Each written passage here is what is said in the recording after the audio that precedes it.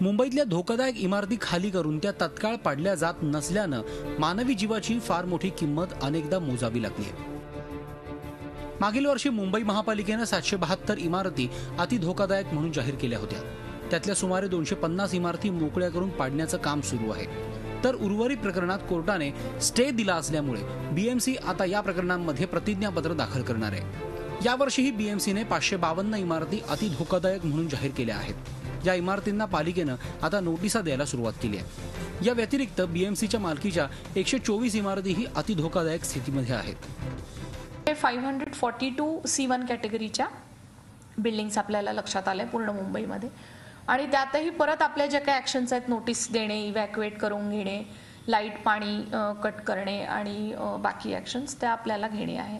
As per 1135 जी हायकोर्टची decision होतं त्यामध्ये त्यांनी असं सांगितलं होतं की एकदा MMC ॲक्ट प्रमाणे सगळे ॲक्शन्स वॉर्ड ऑफिसर आणि सगळ्यांनी घेऊन झाले की मग further it is the responsibility of the police to get it vacated. तर त्या स्टेजपर्यंत आपण सगळ्या C1 कॅटेगरी बिल्डिंग्सला सगळ्या लीगल, ॲडमिनिस्ट्रेटिव्ह, टेक्निकल सगळ्या ज्या काही ॲक्शन्स आहेत त्या घेऊन आपण आणलेल्या आहेत। धोकादायक इमारतींमध्ये राहणाऱ्या रहिवाशांचा इमारत खाली करण्यासाठी प्रतिसाद मिळत नसल्याचा अनुभव प्रशासनाला आहे। यामध्ये रहिवाशांचीही काही चूक नाही, कारण ट्रान्झिट कॅम्पमध्ये वर्षानुवर्ष सडत असलेल्या लोकांचा अनुभव ते ऐकून आहेत। त्यातच एकदा सोडलेलं घर परत कधी मिळेल याचीही खात्री नाही।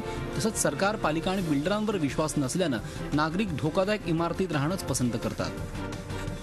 जीव मुठीत घेऊन जगणाऱ्या या इमारतीमधल्या रहिवाशांना जबरदस्तीने बाहेर काढण्याऐवजी त्यांना तिथंच लवकरात लवकर घर मिळवून देणं गरजेचं आहे। त्याशिवाय हा प्रश्न सुटणार नाही।